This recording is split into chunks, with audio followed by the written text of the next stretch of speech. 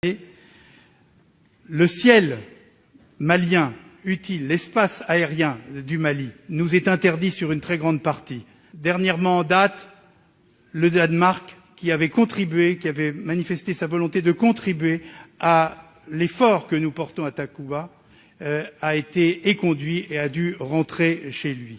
Enfin, humiliation suprême, notre ambassadeur a été rappelé dans un délai de 72 heures, ce qui donne plutôt l'impression d'une expulsion et ce qui est une véritable humiliation pour nous. Vous le voyez très bien, pour le sénateur Cambon, dénoncer un accord est perçu comme une humiliation. Interdire son espace aérien à un autre État est une humiliation. Refuser un type d'aide est une humiliation. Depuis quand l'aide doit être forcée?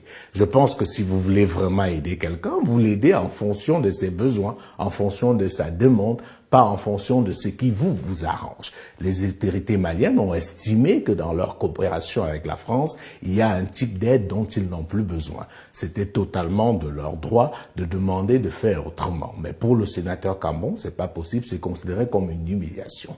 Et je voudrais qu'on s'arrête un temps soit peu sur un feuilleton qui a beaucoup fait parler et qui est considéré comme l'humiliation suprême. Il s'agit de l'expulsion de l'ambassadeur de France au Mali.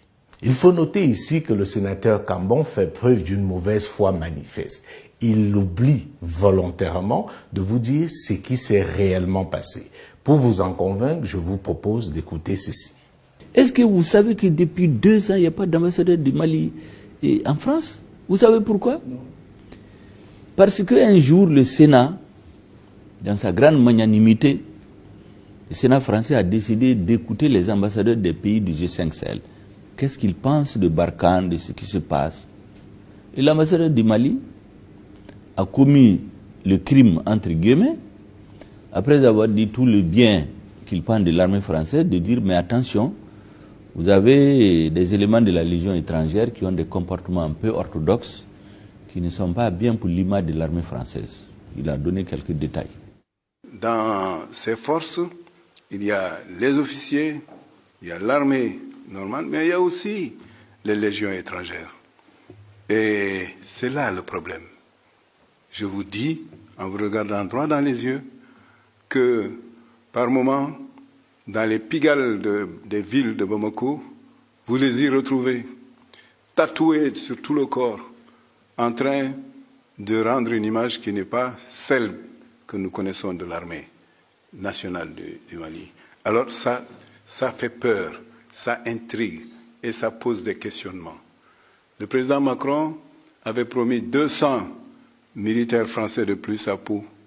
C'est maintenant 600 et parmi lesquels on a fait appel au 3e régiment de Nîmois, n'est-ce pas, des légions étrangères.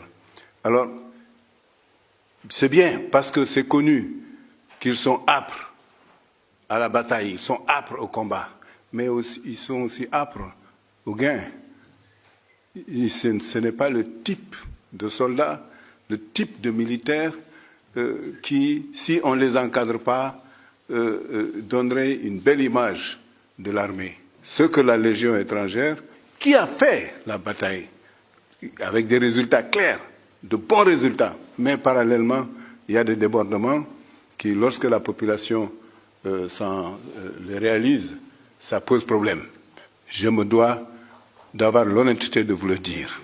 Savez-vous qu'après avoir dit ça au Sénat, quelques heures après, le président a été sommé, menacé de le relever. Le même soir, le ministre des Affaires étrangères a pris un avion pour aller présenter ses excuses. Et l'avion qui a amené le ministre, l'ambassadeur est venu dans cet avion. Très intéressant, n'est-ce pas? Après avoir écouté, qui a été humilié finalement selon vous? Chacun peut effectivement, en fonction de son prisme, répondre aisément à cette question. Dans la suite de ces propos, vous allez voir que l'une des grosses préoccupations du sénateur Cambon, c'est l'avenir des forces françaises sur le continent africain. Écoutons-le à nouveau. Alors face à ces provocations, qui sont des provocations délibérées, la France ne peut pas rester impuissante, faute d'en subir les conséquences à la fois pour sa crédibilité en Afrique, mais aussi en Europe. Viendra le temps de faire le bilan des échecs, des erreurs, de tout ce qui a pu être mal fait dans cette